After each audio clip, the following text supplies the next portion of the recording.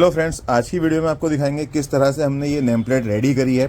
Black acrylic base है, golden 2 mm के golden के इस पे alphabets लगे हुए हैं। तो किस तरह से ये कटिंग हुई, किस तरह से सारा ये डिज़ाइन बना, कैसे डिज़ाइन फाइनल हुआ, ये सारी चीज़ें, ये कंप्लीट मेकिंग वीडियो है नेम प्लेट की।